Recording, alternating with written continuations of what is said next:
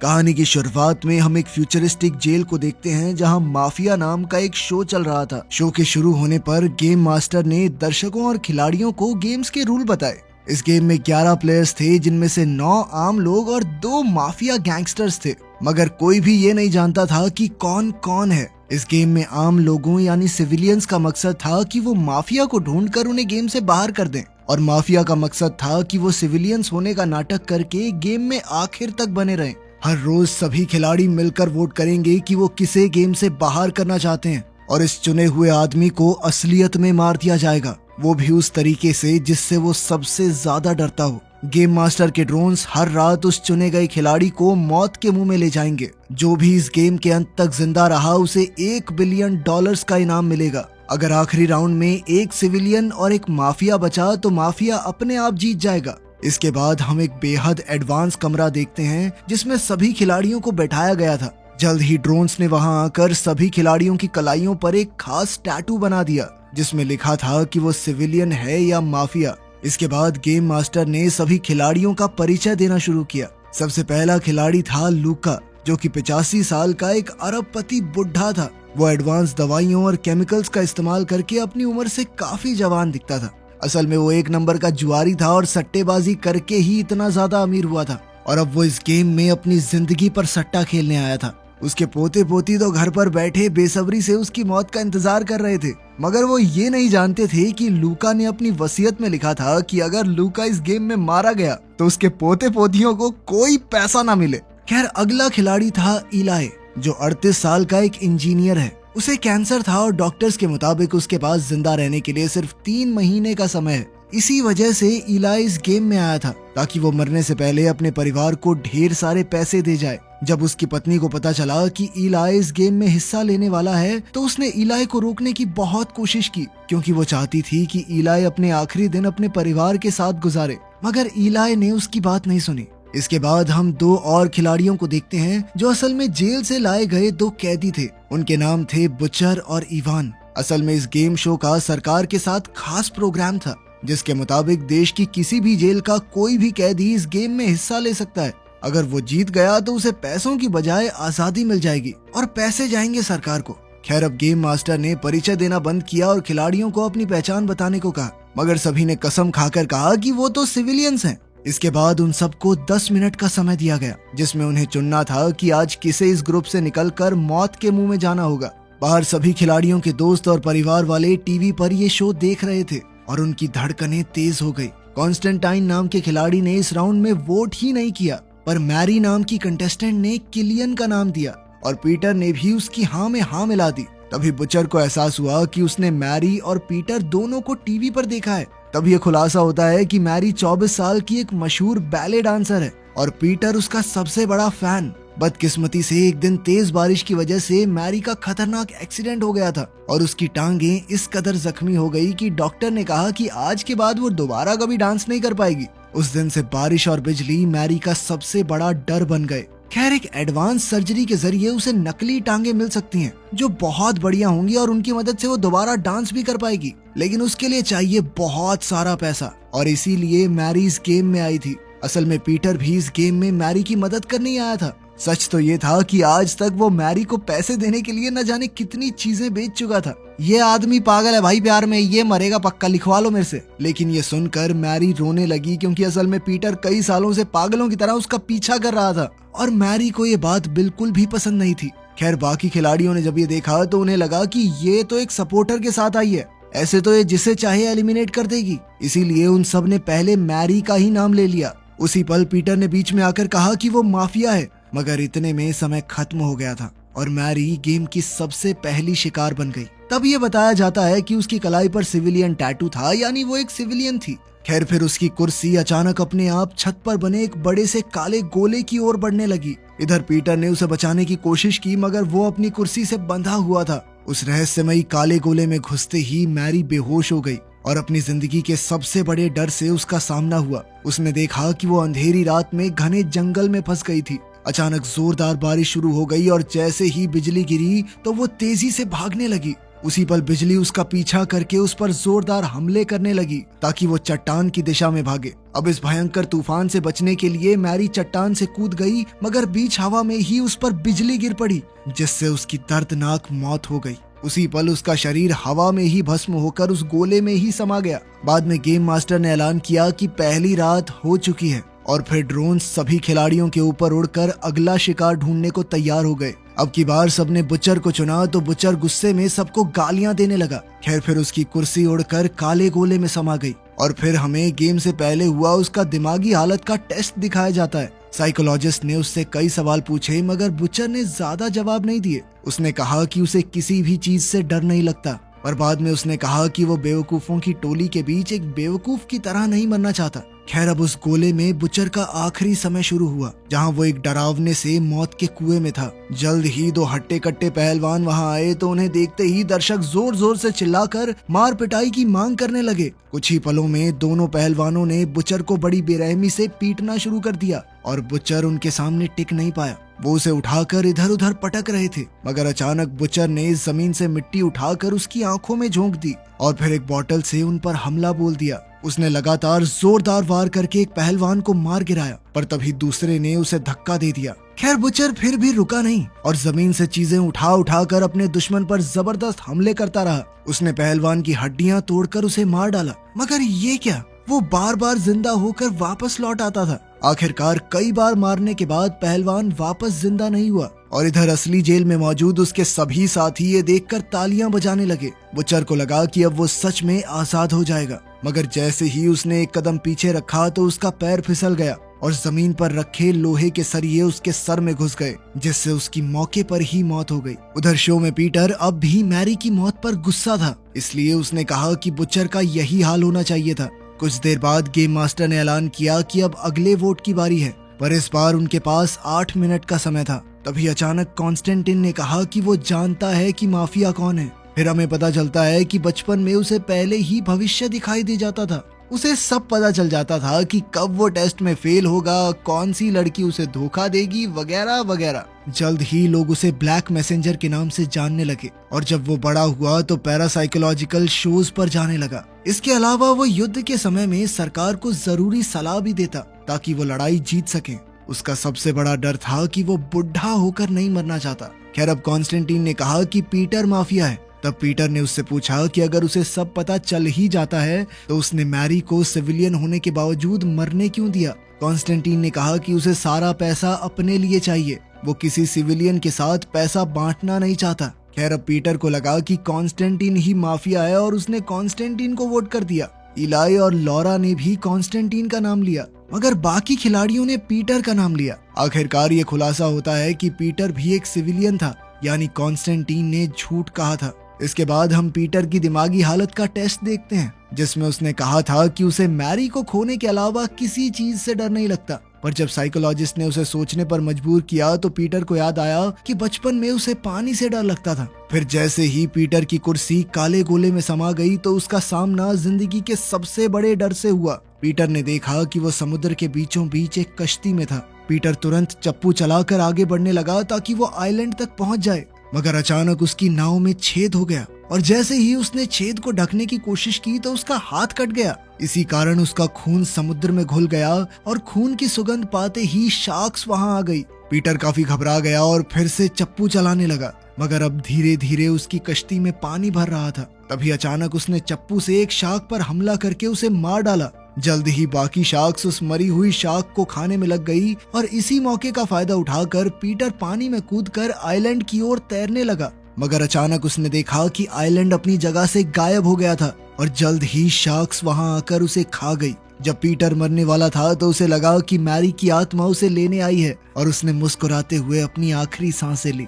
इधर गेम में रात होने से पहले खिलाड़ियों को एक और खिलाड़ी का नाम चुनने का मौका मिला, मगर अब की बार उनके पास 6 मिनट थे। तब हम वॉल्टर नाम के एक खिलाड़ी को देखते हैं जो कि 45 साल का मिलिट्री ऑफिसर था। उसने आज तक अपने देश के लिए कई युद्ध लड़े थे, पर अपनी जिंदगी में इतना मुश्किल वक्त देखने के बाद अब वो गहरे सदमे में था। वो इस गेम में इसलिए आया था ताकि उसकी किस्मत ये फैसला करे कि उसे जिंदा रहना चाहिए या नहीं। असल में युद्ध के दौरान वॉल्टर से एक बहुत बड़ी गलती हो गई थी, जिस वजह से कई जवान सिपाही मारे गए थे। वॉल्टर ने दरअसल इवान नाम के खिलाड़ी का केस टीवी पर देखा था, इसलिए उसने इवान पर बच्चों का कातिल होने का इल्जाम लगाया। तब हमें इवान का परिचय दिया जाता है। इवान बस एक आम स्टूडेंट हुआ करता था, जो एक रात अपने दोस्तों के साथ बाहर जाकर शराब पी रहा था। उसकी गाड़ी की रफ्तार बहुत ज्यादा तेज थी और अचानक उनका जोरदार एक्सीडेंट हो गया, जिसमें उसके 2 दोस्तों की मौत हो गई। इवान और जो लड़का गाड़ी चला रहा था वो दोनों जैसे तैसे इस एक्सीडेंट में बच गए। असल में सड़क पर मौजूद एक औरत ने उनकी जान बचाई थी, मगर बाद में केस के दौरान दूसरे लड़के के माँ बाप ने अपने बेटे को बचाने के लिए इवान पर इल्जाम लगाया कि वो गाड़ी चला रहा था, जिसके बाद उसे जेल भेज दिया गया। अब उसकी जिंदगी का सबसे बड़ा डर ये था कि कहीं वो जेल में ही मर ना जाए। खैर, फिर इवान ने सबसे कहा कि वो बेकसूर है और उसे बिना बात फंसाया गया है। फिर उसने लॉरा से कहा कि उसने लॉरा को कहीं देखा है, मगर लॉरा ने कहा कि वो एक दूसरे को नहीं जानते। इसके बाद लॉरा ने वॉल्टर पर माफिया होने का आरोप लगाया, तो वॉल्टर ने वापस उसे माफिया कहा। जल्द ही दोनों में बहसबाजी शुरू हो गई, मगर अंत में वॉल्टर ने लॉरा के नाम का वोट डाल दिया और फिर लॉरा ने अपना वोट वॉल्टर को दिया। जल्द ही लूका, इवान और इलाई ने भी वॉल्टर का नाम लिया, तो वॉल्टर गुस्से में चिल्लाने लगा। अंत में कॉन्स्टेंटीन ने भी वॉल्टर का नाम लिया। तो अब बाकी किसी के वोट करने से कोई फर्क ही नहीं पड़ेगा, क्योंकि बहुमत ने वॉल्टर को चुन लिया था। तब जाकर ये खुलासा होता है कि वॉल्टर भी एक सिविलियन ही था, यानी दोनों माफिया मेंबर अब भी गेम में ही थे। जैसे ही वॉल्टर की कुर्सी काले गोले में समाई, तो वो उसी जगह पहुंच गया जहां उसने अपनी जिंदगी की सबसे बड़ी गलती की थी। उसने अपने आदमियों को दुश्मन के हमले से सावधान करने की कोशिश की, लेकिन तब तक बहुत देर हो चुकी थी। जल्द ही दुश्मनों ने उसकी टीम को चारों ओर से घेर लिया और वॉल्टर के फौजी कीड़े मकोड़ों की तरह मरने लगे। कुछ ही पलों में वॉल्टर का ये सपना और भी डरावना हो गया, जब उसके सामने मौजूद दीवारें गायब हो गई और सामने से और दुश्मन उन पर हमला करने आ गए। वो बड़ी बेरहमी से वॉल्टर के फौजियों को चुन चुन कर मार रहे थे। आखिरकार वॉल्टर बाहर निकला तो उसने दुश्मनों पर ताबड़तोड़ गोलियां चला दी, मगर अपने साथियों की मौत और सामने दीवार गायब होते हुए देखकर उसे एहसास हो गया कि उसका आखिरी समय आ चुका है। आखिरकार दुश्मनों ने वॉल्टर को गोलियों से भूनकर मार डाला। कुछ देर बाद हम देखते हैं कि गेम में एक और शाम ढल चुकी थी और अब अगले शिकार की बारी थी। तब ड्रोन्स ने लॉरा को चुना और फिर हमें लॉरा की कहानी बताई गई। लॉरा के पास घर, अच्छी नौकरी और एक हंसता खेलता परिवार था, पर बदकिस्मती से वो नशे की गिरफ्त में आ गई और उसकी हालत काफी बिगड़ गई। उसने अपने पति को भी अपनी कोई मदद नहीं करने दी। फिर जल्द ही उसके बेटे की मौत हो गई और उसका पति उसे अकेला छोड़कर चला गया। अब वो बिल्कुल अकेली रह गई थी। फिर उसने कहा कि उसे सबसे ज्यादा डर ऊंचाई से लगता है। लॉरा ने बताया कि उसने पूरे 8 साल तक घर से बाहर कदम नहीं रखा, पर एक रात जब वो सड़क किनारे थी तो उसके सामने एक घिनौना एक्सीडेंट हुआ। तब ये खुलासा होता है कि लॉरा ने ही इवान और उसके साथी की जान बचाई थी। साथ ही उस लड़के के माँ बाप ने लॉरा को कोर्ट में झूठी गवाही देने पर मजबूर किया था। ये सुनकर इवान के होश उड़ गए, मगर फिर भी उसने लॉरा को माफ कर दिया, क्योंकि अब सच सबके सामने आ गया था कि वो बेकसूर है। आखिरकार गेम में ऐलान हुआ कि लॉरा भी एक सिविलियन थी। जब उसकी कुर्सी काले गोले की तरफ जा रही थी तो लॉरा ने इवान से कहा कि वो उसकी जीत की कामना करेगी। आखिरकार उस गोले में लॉरा ने देखा कि वो एक प्लेन पर थी, जो कि एक डरावने काले बादल की ओर बढ़ रहा था। जल्द ही इस अंधेरे बादल ने प्लेन पर हमला कर दिया, जिससे प्लेन को काफी भारी नुकसान हुआ। प्लेन के कई पुर्जे टूट गए और छत गिरने लगी। एक एयर होस्टेस उसकी सीट बेल्ट ठीक करने आई, मगर अचानक अंधेरा उसे भी निकल गया। धीरे धीरे प्लेन के सभी हिस्से टूटकर गिरने लगे और आखिरकार लॉरा भी मौत के मुंह में गिर गई। इसके बाद खिलाड़ियों को अगला इंसान चुनने के लिए 4 मिनट का समय दिया गया। कॉन्स्टेंटीन ने तुरंत इवान का नाम लिया, जिससे वहां बहस शुरू हो गई और इसी दौरान इलाई को एहसास हुआ कि शायद कीरन और केट एक दूसरे को जानते थे। कीरन ने कहा कि कॉन्स्टेंटीन माफिया है, पर इवान ने इलाई का नाम लिया। इस वक्त सभी खिलाड़ियों के बीच मतभेद हो रहे थे। कॉन्स्टेंटीन, इलाई और लूका ने इवान का नाम लिया, जबकि केट और कीरन ने कॉन्स्टेंटीन का नाम लिया और इवान ने इलाई को वोट दिया। अब रूल्स के मुताबिक चुने गए खिलाड़ी को सबसे ज्यादा वोट्स मिलने चाहिए, इसलिए ये ऐलान हुआ कि एक बार फिर से वोटिंग होगी। इस बार लूका ने अपना वोट बदलकर कॉन्स्टेंटीन को दे दिया और बाकी चारों ने पहले की तरह ही वोट किया। उसी समय कॉन्स्टेंटीन ने अपने आप को वोट देकर सबको हैरान कर दिया। शो में ये पहली बार हुआ था कि किसी ने अपने आप को वोट दिया था। आखिरकार ये खुलासा हुआ कि कॉन्स्टेंटीन ही माफिया था। इसके बाद जब वो काले गोले में पहुंचा तो उसने देखा कि वो सीढ़ियों से नीचे जा रहा था। फिर अचानक एक आदमी उससे टकरा गया और उसे दादाजी कहकर पुकारा। ये शब्द सुनते ही कॉन्स्टेंटीन गुस्से से भर गया, मगर जल्द ही वो जोर से खांसने लगा और तभी उसके सामने कई शीशे आ गए जिनमें उसने देखा कि वो तेजी से बूढ़ा हो रहा है। अब उसके लिए सीढ़ियां उतरना बेहद मुश्किल हो रहा था। मगर जैसे ही वो अपने आखिरी समय तक पहुंचा तो अचानक कॉन्स्टेंटीन जोर जोर से हंसने लगा। उसने कहा कि मैंने चीटिंग की है। सच तो ये था कि उसे बुढ़ापे से मरने से बिल्कुल डर नहीं लगता था, बल्कि ये तो उसके मुताबिक सबसे खूबसूरत मौत थी। खैर आखिरकार एक और शाम ढली और अब ड्रोन्स ने अगले खिलाड़ी को चुना। उन्होंने इवान को चुना, पर फिर ये पता चला कि वो भी एक सिविलियन था।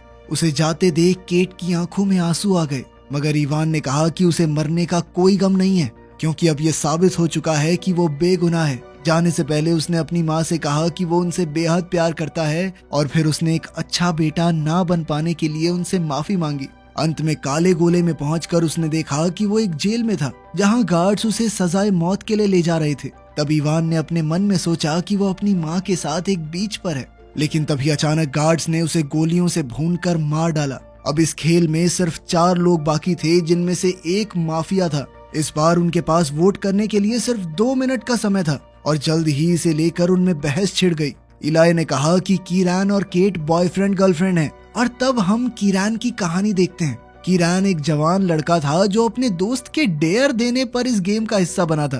फिर गेम शुरू होने से एक दिन पहले उसकी मुलाकात केट से हुई और केट को उससे मिलकर न जाने क्यों इतना अच्छा लगा कि उसने अपनी जिंदगी के सारे राज कीरान के सामने रख दिए। उसने कहा कि उसे ऊंचाई, रेगिस्तान और सपनों से बेहद डर लगता है। फिर उसने बताया कि वो एक अनाथालय में पली बड़ी थी, इसलिए उसे लगता था कि इस दुनिया में उसकी रक्षा करने वाला कोई नहीं आएगा। खैर सच तो ये था कि केट और कीरान दोनों ही नहीं जानते थे कि वो गेम में दोबारा मिलने वाले हैं। खिलाड़ियों की बहसबाजी काफी देर तक चलती रही और अंत में समय खत्म हो गया। अब कंप्यूटर ने अगला खिलाड़ी चुना तो केट का नाम सामने आया। अब उसकी कुर्सी खुद ब खुद काले गोले की तरफ जाने लगी, मगर उसी पल कीरान भागकर उसकी कुर्सी से लटक गया ताकि वो दोनों एक साथ उस गोले में समा जाएं। खैर गोले में घुसते ही उन दोनों ने देखा कि वो दोनों कांच की जमीन पर खड़े थे और उनके चारों तरफ भयानक तूफान मंडरा रहा था। उनके एक कदम आगे बढ़ाने पर कांच टूट जाता था तो अचानक कीरान केट की तरफ दौड़ा और फिर वो दोनों मिलकर एक साथ दौड़ने लगे और उनके पीछे कांच की जमीन तेजी से टूटने लगी। अचानक उनके पैरों तले भी जमीन टूट गई और वो सीधा एक काले रेगिस्तान पर जा गिरे। उसी पल उन्हें एक चट्टान के ऊपर रोशनी का ट्रायंगल दिखाई दिया तो उन्होंने इसका पीछा करने का फैसला किया। जैसे ही वो आगे बढ़ रहे थे तो उनके पीछे की चट्टानें बड़े बड़े सांपों में बदलने लगी। ये सांप उनका पीछा करने लगे तो वो दोनों बहुत तेजी से दौड़े, लेकिन फिर अचानक उनके सामने एक भयंकर मॉन्स्टर आ गया। ये असल में कीरान के डर का नतीजा था, क्योंकि अब वो केट को खोने से सबसे ज्यादा डरता था। अब कीरान ने केट को छुपने को कहा और खुद मॉन्स्टर पर पत्थर फेंककर हमला करने लगा। जैसे ही वो मॉन्स्टर रोशनी के त्रिकोण के सामने आया तो अचानक उसकी रोशनी से उसका शरीर जलने लगा। तभी कीरान की नजर मॉन्स्टर के गले में लटक रहे दूसरे त्रिकोण पर पड़ी। अब वो तेजी से दौड़कर मॉन्स्टर की टांग पर चढ़ा और उसके गले से त्रिकोण चुरा लिया। अब उसने उसी त्रिकोण की मदद से रोशनी को मॉन्स्टर की तरफ डाइवर्ट करके उसे जलाकर राख कर दिया। इसके बाद उन दोनों को एक पत्थर दिखाई दिया जिस पर चेहरे बने हुए थे और उसकी एक आंख में त्रिकोण लगा हुआ था। अब उन्होंने मॉन्स्टर का त्रिकोण दूसरी आंख में लगा दिया तो अचानक वो पत्थर हिलने लगा और उसके सामने एक रास्ता बन गया जो सीधा एक घर को जाता था। जब वो उस घर में पहुंचे तो केट ने देखा कि ये वही अनाथालय था जहां वो बड़ी हुई थी। उसने देखा कि उसकी माँ उसे एक औरत को सौंपकर जा रही थी। तब ये खुलासा होता है कि केट को ये बात जानने का भी डर था कि उसके माँ बाप आखिर उसे क्यों छोड़कर चले गए। अब कीरान ने उसे याद दिलाया कि ये सब सच नहीं है। उसके माँ बाप ने क्या किया इसमें उसकी कोई गलती नहीं थी। तभी अचानक उनके आसपास की सभी चीजें टूटने लगी और अंत में वो दोनों गेम मास्टर के सामने खड़े थे। इसका मतलब ये था कि अब गेम में एक सिविलियन और एक माफिया बचा था। अंत में विजेता घोषित करने से पहले शो में एड आ गई। तब गेम मास्टर ने बताया कि कॉन्स्टेंटीन उसके लिए काम करता था और वो कीरान और केट का इस्तेमाल करके इस गेम को खत्म करने का तरीका ढूंढ रहे थे। गेम मास्टर ने कहा कि वो दोनों अभी भी उस सपने में कैद हैं, लेकिन दर्शक अब खिलाड़ियों को मरते हुए देखकर थक चुके हैं, इसलिए उसने अब ऑडियंस को कीरान और केट का प्यार दिखाने की सोची। आखिरकार गेम मास्टर ने गेम में हिस्सा लेने के लिए उनका शुक्रिया अदा किया और उन्हें आजाद करके शो से बाहर भेज दिया। कुछ समय बाद हम देखते हैं कि इलाई अपने घर लौट आया था और उसने अपने परिवार को बताया कि वही आखिरी माफिया था, यानी वो गेम जीत चुका था। इसके बाद वो 3 महीने की बजाय 10 महीने तक जिंदा रहा। वहीं दूसरी ओर लूक भी गेम से जिंदा बाहर आ गया, मगर उसे कोई पैसा नहीं मिला। तब उसने अपने सभी पोते पोतियों को अपनी जायदाद से बाहर कर दिया और अपनी सारी दौलत केट के अनाथ आश्रम को दान कर दी। उधर इवान की माँ को हर रोज अपने बेटे के लिए फूल मिलते थे, जिसका मतलब ये था कि उसकी मौत का गम सिर्फ वो नहीं बल्कि पूरा देश मना रहा था। तो क्या आप ऐसी कोई गेम खेलना चाहेंगे? कमेंट्स में जरूर बताना। मिलते हैं अगली वीडियो में।